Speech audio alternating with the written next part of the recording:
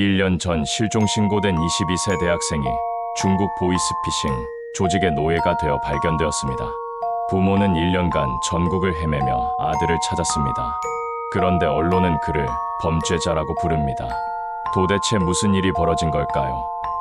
좋아요와 구독 버튼 눌러주시고 끝까지 보세요. 충격적인 진실이 기다립니다. 김민수, 22세. 흔히 말하는 흙수저 가정에서 태어났습니다. 아버지는 공장에서 일하는 생산직 근로자, 어머니는 마트에서 계산대를 지키는 파트타이머였습니다. 월세 30만 원짜리 반지하 단칸방에서 세 식구가 알콩달콩 살아왔습니다. 넉넉하지 않았지만 따뜻했던 가정이었죠. 민수는 성실했습니다. 고등학교 때부터 새벽 배송 아르바이트로 용돈을 벌었고 성적 장학금으로 겨우 대학에 진학했습니다. 하지만 대학 등록금은 장학금으로 해결할 수 있어도 생활비는 달랐습니다. 하루 두 끼로 줄인 식사, 낡은 운동화를 끼워 신는 일상. 그래도 민수는 불평하지 않았습니다. 우리 민수가 얼마나 착한지 몰라요. 한 번도 용돈 달라고 한 적이 없어요. 오히려 아르바이트비 받으면 집에다 10만 원씩 갖다 놓곤 했거든요. 어머니 이정희 씨의 목소리에는 지금도 그때의 자랑스러움이 묻어납니다. 하지만 동시에 깊은 후회도 느껴집니다. 그 성실함이, 그 절실함이 결국 아들을 위험으로 이끌었다는 걸 이제는 알기 때문입니다. 2014년 가을, 청년 취업률은 바닥을 쳤습니다. 대학을 졸업해도 갈 곳이 없었습니다. 공무원 시험에 매달리는 청년들이 급증했지만 그마저도 치열한 경쟁이었습니다. 민수 역시 9급 공무원 시험을 준비하며 편의점과 물류센터를 오가는 고단한 일상을 보냈습니다. 원룸 월세 25만 원, 관리비 5만 원, 식비 15만 원, 교재비와 학원비까지 더하면 한 달에 최소 60만 원이 필요했습니다. 하지만 아르바이트로 버는 돈은 월 50만 원 남짓, 매달 적자였습니다. 부모님께 손을 벌릴 수도 없었습니다. 그들도 빠듯했으니까요. 시험 준비하는데 돈이 모자라면 말을 하지. 왜 혼자 끙끙 앓았을까요? 그때 알았다면 아버지 김태식 씨는 말을 잊지 못합니다. 묵묵히 가정을 책임져온 가장의 무력감이 그대로 드러납니다. 2014년 10월 15일 수요일 오후 11시 30분 물류센터에서 야간 근무를 마친 민수가 마지막으로 어머니에게 카카오톡 메시지를 보냈습니다. 엄마, 집 잘 들어갔어. 내일 오전 수업 있어서 일찍 나갈게. 걱정 마. 평소와 다름없는 안부 인사였습니다. 하지만 이것이 가족이 받은 민수의 마지막 소식이었습니다. 그 다음 날 민수의 휴대폰은 꺼져 있었습니다. 수업에도 아르바이트에도 나타나지 않았습니다. 24시간이 지나고 48시간이 지나도 연락이 없었습니다. 이상했습니다. 민수는 약속을 어기는 아이가 아니었거든요. 하지만 아무도 몰랐습니다. 그 순간 민수에게 무슨 일이 일어났는지, 그가 어디로 사라졌는지, 그리고 이것이 얼마나 충격적인 진실로 이어질지를 온 가족이 잠들지 못하는 밤이 시작되었습니다. 그리고 1년 후 중국 광저우의 한 건물에서 쇠사슬에 묶인 채 발견될 아들의 모습을 그때는 상상조차 할 수 없었습니다. 도대체 평범한 대학생에게 무슨 일이 일어난 걸까요? 그리고 왜 아무도 그의 실종을 심각하게 받아들이지 않았을까요? 10월 16일 목요일 오후 이정희 씨는 아들의 카카오톡 프로필을 몇 번이고 확인했습니다.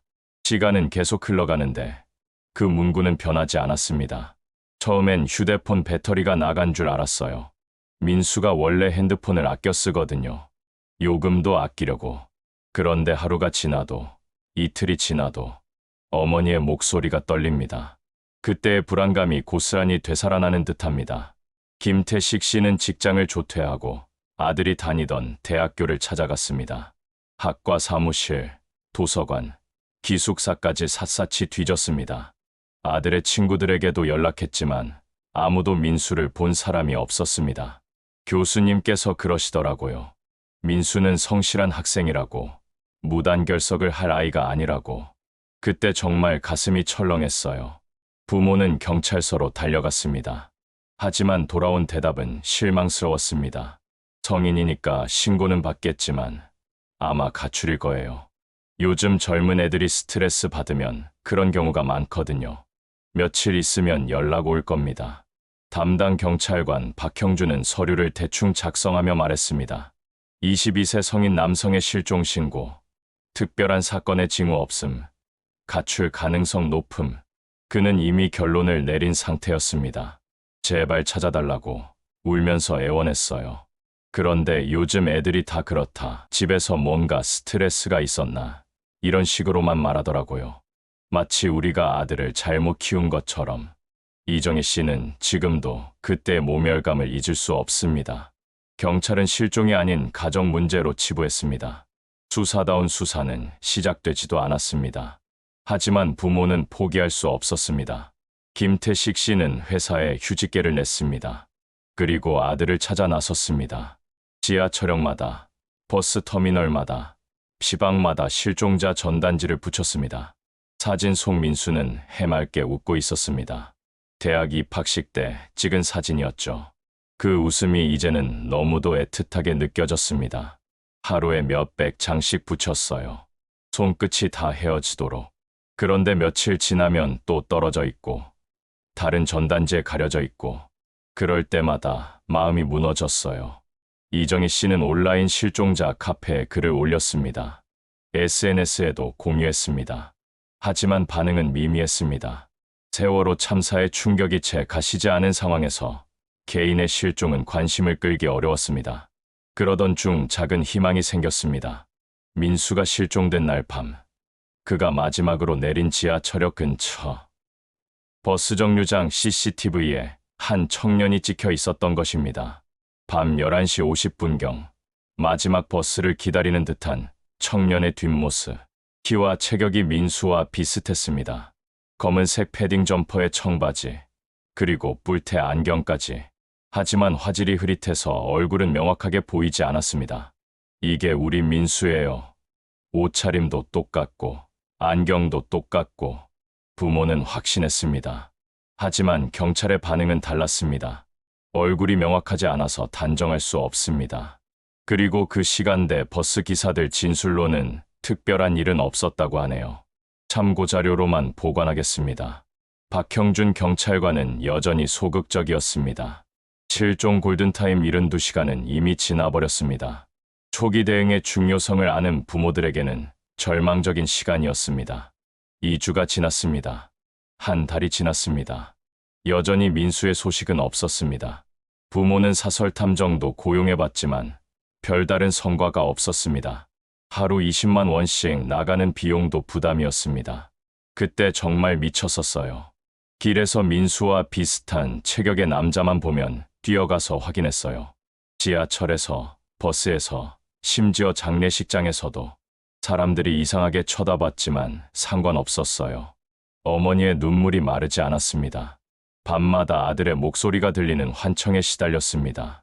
아버지는 점점 말수가 줄어들었습니다. 가족이 서서히 무너져 내리고 있었습니다. 그리고 결정적인 순간이 찾아왔습니다. 생활고에 시달리던 부모는 언론의 도움을 요청하기로 했습니다. 하지만 과연 언론이 관심을 가져줄까요? 그리고 민수는 정말 어디에 있는 걸까요? 더 충격적인 사실은 그들이 아직 모르고 있다는 것입니다. 바로 그 순간, 민수는 이미 국경을 넘어 머나먼 타국에서 상상할 수 없는 지옥을 경험하고 있었다는 사실을. 실종 2개월째, 절망에 빠진 부모는 마지막 카드를 꺼내들었습니다. 언론사에 제보하는 것이었습니다. 처음엔 어떻게 접근해야 할지 몰랐어요. 그냥 방송국에 전화해서 우리 아들 좀 찾아달라고 울면서 매달렸죠. 12월 중순, 한 지역 방송국에서 연락이 왔습니다. 실종자 가족의 간절한 호소를 5분간 방송해주겠다는 것이었습니다. 작은 희망이었습니다. 방송 당일, 이정희 씨는 떨리는 목소리로 카메라 앞에서 말했습니다. 민수야, 엄마야, 어디 있는지 모르겠지만 제발 연락 좀 해줘. 아프면 병원 가고, 돈 없으면 집에 와. 엄마가 뭐든지 해줄게. 제발. 눈물로 범벅이 된 어머니의 얼굴이 전국에 방송되었습니다. 아버지는 말없이 옆에 앉아 고개를 숙이고 있었습니다. 말을 하려고 해도 목이 메어 소리가 나오지 않았습니다. 방송 후 제보 전화가 몇 통 왔습니다. 하지만 대부분 착각이거나 엉뚱한 내용이었습니다. 인천에서 봤다. 부산 해운대에 있었다. 심지어 귀신으로 나타났다는 황당한 제보까지 있었습니다. 간절한 마음에 하나하나 확인해봤지만 모두 헛된 희망이었습니다. 그런데 한 통의 전화가 달랐습니다. 경상도 사투리를 쓰는 40대 남성의 목소리였습니다. 저 혹시 그 대학생 말이에요. 10월 달에 부산역에서 본 것 같은데 어떤 아저씨하고 같이 있었어요. 뭔가 이상했거든요. 부모의 가슴이 두근거렸습니다. 구체적인 증언이었습니다. 부산까지 달려가 그 제보자를 만났습니다. 그날 밤 10시쯤이었어요. 부산역 대합실에서 젊은 애가 어떤 중년 남자랑 앉아 있더라고요. 그런데 그 젊은 애 표정이 영 이상했어요. 겁에 질린 것 같기도 하고. 그래서 기억에 남았거든요. 제보자는 당시 상황을 자세히 설명했습니다. 검은 뿔테 안경을 쓴 청년, 키 170cm대 중반, 마른 체격, 민수의 특징과 일치했습니다. 그 아저씨가 중국 사람 같았어요. 말투가. 그리고 여권인지 뭔지 서류를 들고 있더라고요. 중국인, 여권. 부모는 혼란스러웠습니다. 민수가 중국에 갈 이유가 전혀 없었거든요. 여권도 없었고 중국어도 할 줄 모르는 아이였습니다. 부모는 즉시 경찰에 신고했습니다. 하지만 박형준 경찰관의 반응은 여전히 시큰둥했습니다. 2개월 전 일을 그렇게 정확히 기억할 수 있을까요? 게다가 부산역은 하루에 수만 명이 지나다니는 곳인데 참고사항으로만 기록해두겠습니다. 또다시 막막한 벽에 부딪혔습니다. 경찰은 여전히 소극적이었고 사건은 미궁 속으로 빠져들고 있었습니다. 그러던 어느 날 더욱 결정적인 단서가 나타났습니다.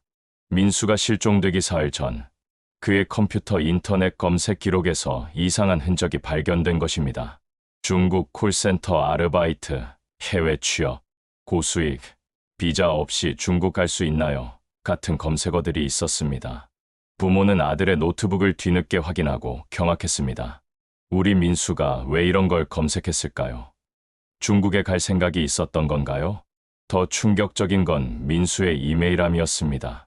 발신자 불명의 메일이 여러 통 와 있었습니다. 해외 IT 콜센터 직원 모집, 월급 300만 원 보장, 숙식 제공, 비자 서포트, 젊은 대학생 환영, 중국어 못해도 오케이, 한국인 직원이 도와드립니다. 일반적인 구인 광고 같았지만 뭔가 이상했습니다. 회사명도 명확하지 않고 연락처도 개인 이메일이었습니다. 그리고 급구라는 말이 반복적으로 강조되어 있었습니다. 부모는 그제야 깨달았습니다. 아들이 생활고에 시달리며 이런 의심스러운 아르바이트에 관심을 가졌을 수도 있다는 것을. 하지만 이미 늦었습니다. 경찰에 이 사실을 알렸지만 역시 추정에 불과하다는 반응이었습니다. 해외 수사는 복잡하고 비용도 많이 든다며 선뜻 나서지 않았습니다. 2015년 새해가 밝았습니다. 민수가 사라진 지 3개월이 지났습니다. 부모는 체중이 10kg씩 빠졌고 머리카락이 반쯤 휘어졌습니다. 절망과 체념이 교차하는 나날이었습니다. 그런데 바로 그때 5,000km 떨어진 중국에서 믿을 수 없는 일이 벌어지고 있었습니다. 2024년 10월 중국 광저우 공안이 대규모 보이스피싱 조직을 급습했습니다. 20여 명의 한국인 청년들이 쇠사슬에 묶인 채 발견되었습니다. 그리고 그 중에는 창백하게 마른 얼굴, 무기력한 눈빛으로 바닥에 웅크리고 있는 한 청년이 있었습니다. 검은 뿔테 안경은 깨져 있었고 옷은 누더기가 되어 있었습니다. 김민수였습니다. 하지만 이것은 기쁨이 아닌 또 다른 악몽의 시작이었습니다. 실종된 대학생이 보이스피싱 조직원으로 체포라는 충격적인 뉴스가 한국 사회를 뒤흔들 것이기 때문입니다. 과연 민수에게 무슨 일이 있었던 걸까요? 그리고 왜 피해자가 가해자로 둔갑하게 된 걸까요? 2015년 10월 14일 오전 10시 중국 광저우시 공안국 특수수사팀이 번화가 한복판의 낡은 오피스텔을 포위했습니다. 6개월간의 수사 끝에 대규모 보이스피싱 조직의 본거지를 찾아낸 것이었습니다. 건물 3층에서 들리는 소음이 평소와 달랐습니다. 한국어 욕설과 비명소리가 뒤섞여 나왔습니다. 공안들이 강제로 문을 열고 들어간 순간 믿을 수 없는 광경이 펼쳐졌습니다. 창문 하나 없는 어둠침침한 방에 20여 대의 컴퓨터가 빼곡히 놓여 있었습니다. 그리고 그 앞에는 수갑과 쇠사슬에 묶인 한국인 청년들이 앉아 있었습니다. 모두 20대 초중반, 앙상하게 마른 몸에 멍든 얼굴을 하고 있었습니다. 쩌밍, 구해주세요. 한 청년이 중국어와 한국어를 섞어가며 절규했습니다. 공안들도 순간 충격에 빠졌습니다. 단순한 보이스피싱 조직이 아니라 현대판 노예 농장이었던 것입니다. 구석 한편에 웅크리고 있던 청년 하나가 공안의 눈에 띄었습니다. 다른 이들보다 더 심각한 상태였습니다. 뼈만 앙상하게 남은 몸, 깨진 안경 너머로 보이는 공허한 눈빛, 거의 넋이 나간 상태였습니다. 이름이 뭐야? 공안이 한국어로 물었습니다. 하지만 그 청년은 대답하지 못했습니다. 입술만 파르르 떨고 있었습니다. 신분증을 확인한 결과 김민수 22세였습니다. 민수의 상태는 심각했습니다.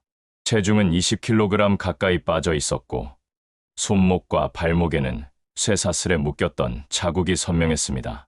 등과 팔에는 폭행당한 흔적이 곳곳에 있었습니다. 구조 당시 민수의 책상 서랍에서 나온 물건들은 더욱 참혹한 현실을 보여줬습니다. 볼펜으로 벽에 새긴 한 글자들이 있었습니다. 집에 가고 싶다. 내가 여길 왜 왔을까? 10월 25일, 30일, 11월 5일. 날짜를 세어가며 버티려 했던 흔적이었습니다. 그런데 어느 순간부터는 날짜 표시가 끊어져 있었습니다. 민수가 포기하기 시작한 시점인 것 같았습니다. 또 다른 메모도 발견되었습니다. 할당량 100통 못 채우면 밥 안 줌. 어제 87통. 배고파 죽겠다. 이 짧은 메모에는 민수의 절망적인 상황이 고스란히 담겨 있었습니다. 한국 정부에 신속히 연락이 갔습니다. 그리고 한국 언론들이 이 소식을 대서특필했습니다. 중국 보이스피싱 조직 적발, 한국인 20여 명 구조, 실종된 안산 대학생, 1년 만에 중국에서 발견. 하지만 기쁨도 잠시, 후속 보도들은 충격적이었습니다.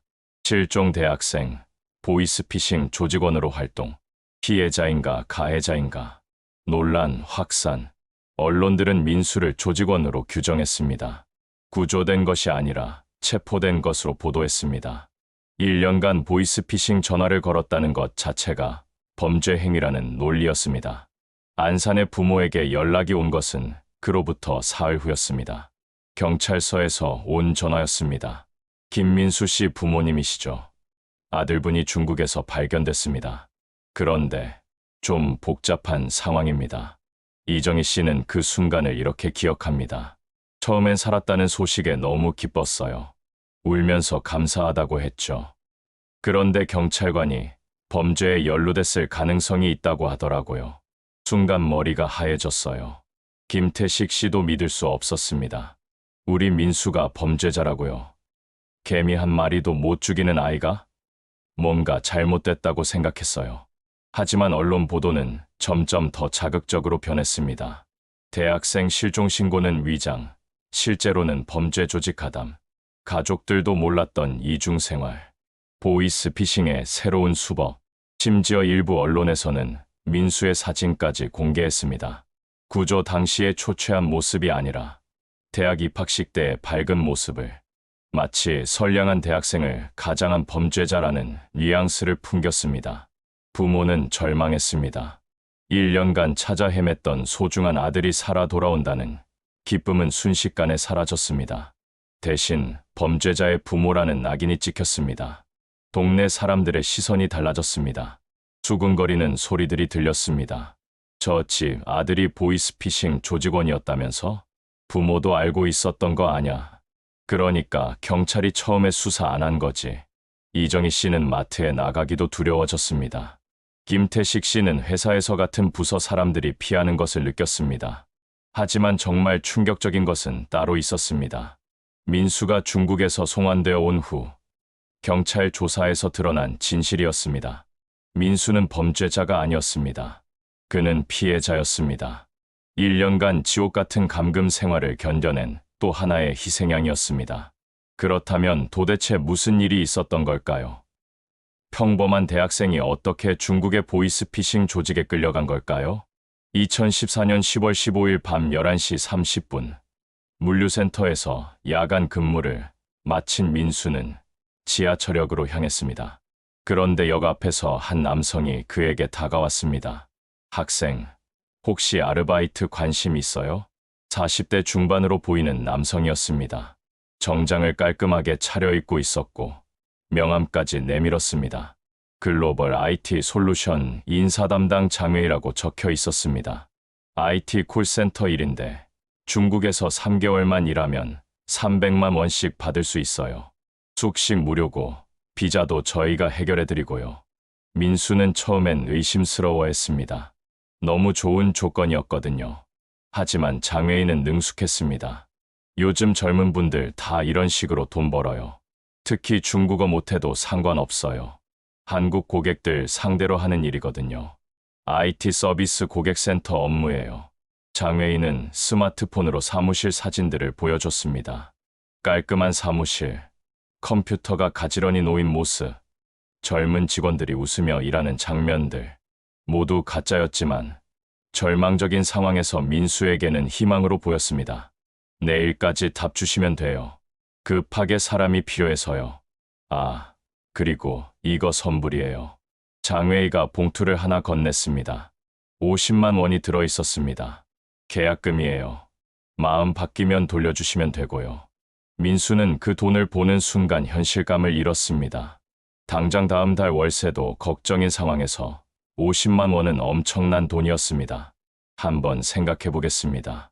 그날 밤 민수는 잠을 이루지 못했습니다.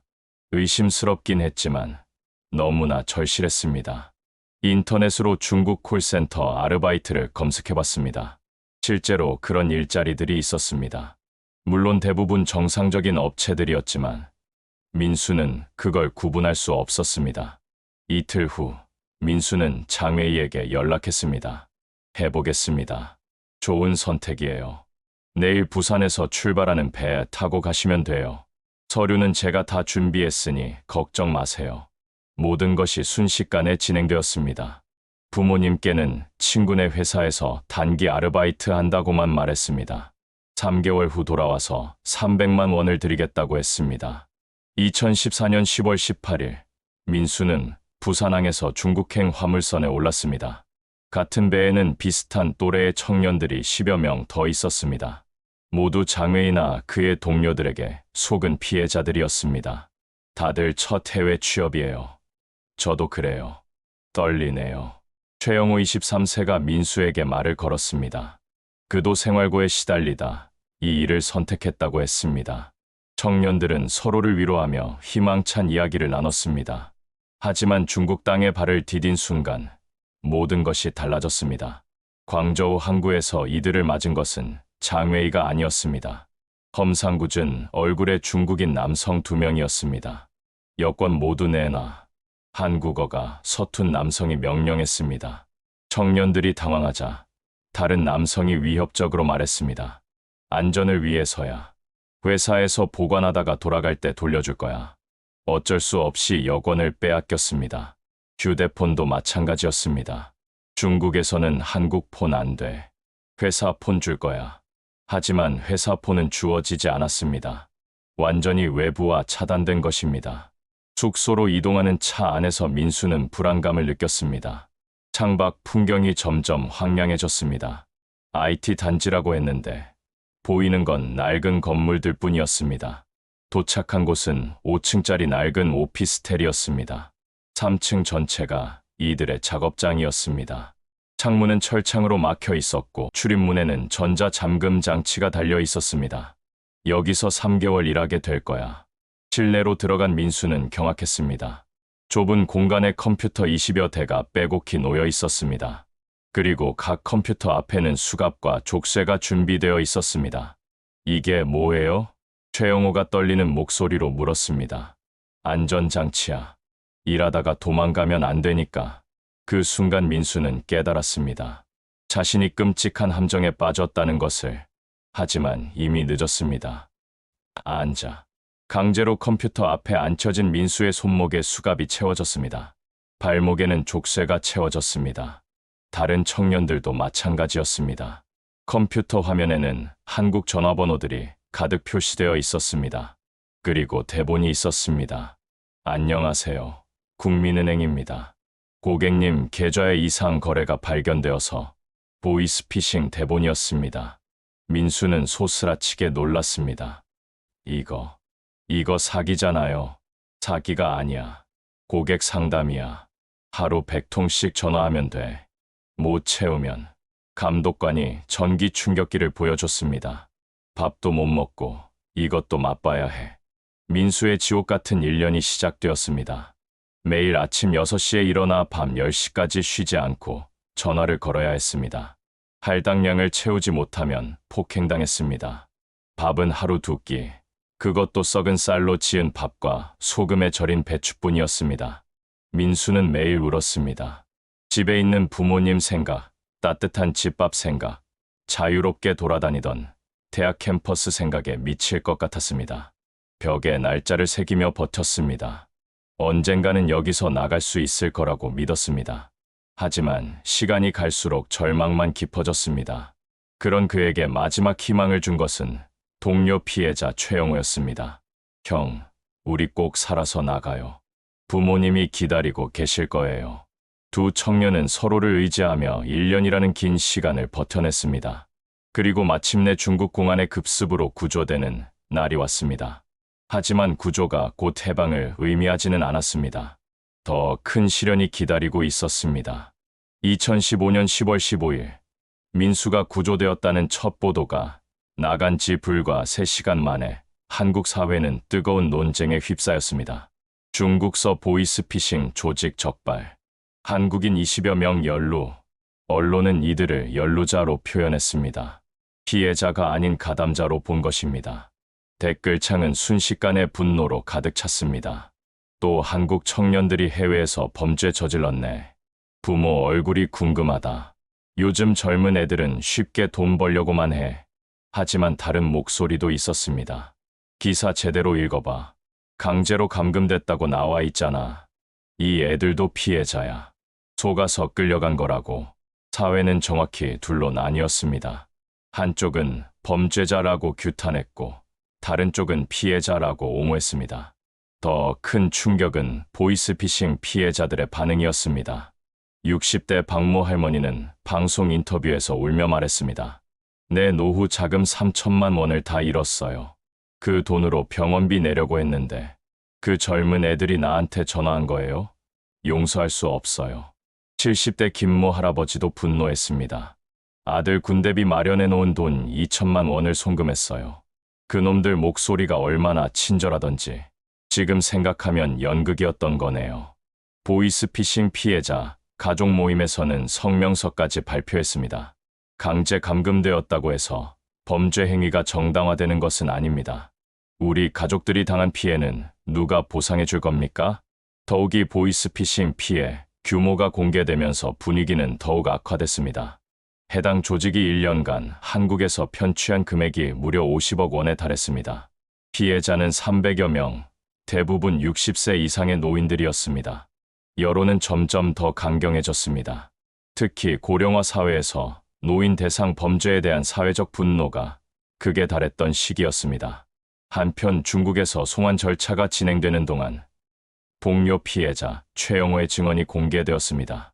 민수 형은 정말 착한 사람이에요. 매일 부모님 걱정하면서 울었어요. 할당량 못 채워서 맞을 때도 부모님한테 미안하다고만 했어요. 전화 걸 때마다 죄송하다고 중얼거렸어요. 노인 목소리만 들리면 바로 끊었다가 또 맞고. 그래도 안 했어요. 최영호의 증언은 민수가 마지못해 범죄에 가담했음을 보여줬습니다. 하지만 이미 여론은 굳어진 후였습니다. 더 결정적인 것은 검찰의 입장이었습니다. 강제 감금되었다고 해서 범죄 행위가 면제되는 것은 아닙니다. 다만 정상 참작 사유로 고려하겠습니다. 결국 민수와 다른 피해자들은 기소되었습니다. 보이스피싱 조직 가담 혐의였습니다. 재판부는 고심에 빠졌습니다.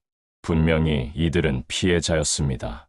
하지만 법적으로는 범죄 행위에 가담한 것도 사실이었습니다.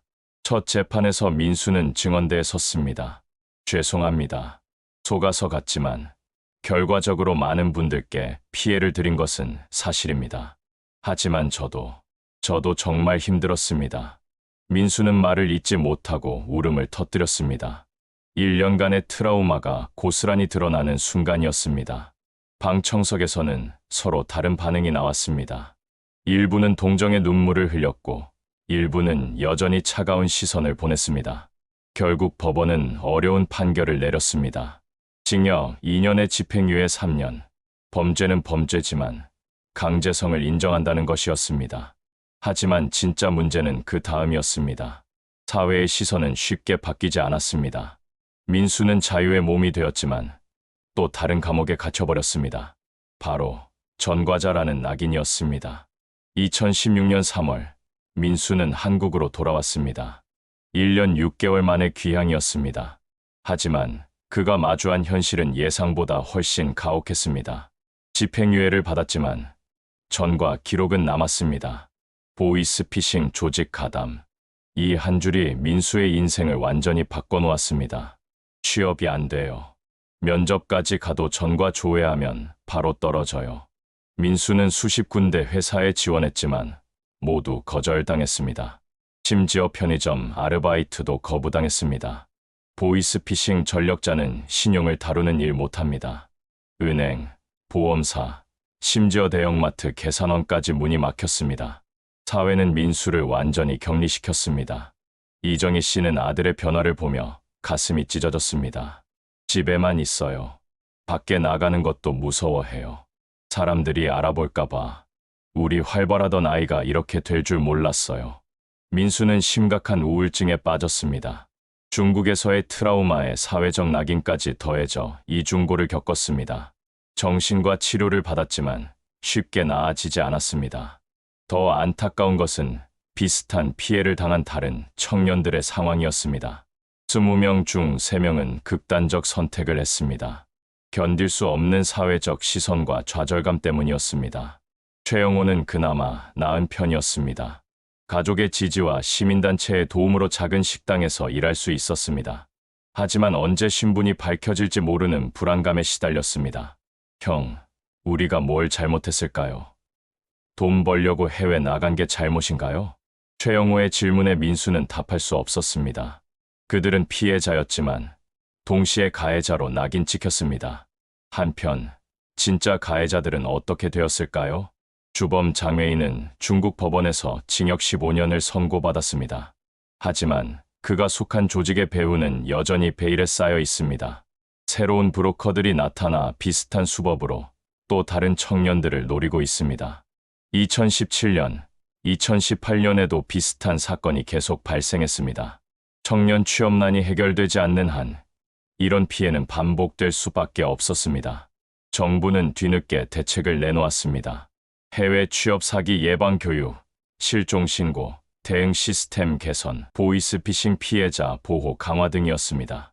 하지만 이미 피해를 당한 청년들에게는 소용없는 일이었습니다. 2019년 민수는 용기를 내어 첫 방송 인터뷰를 했습니다.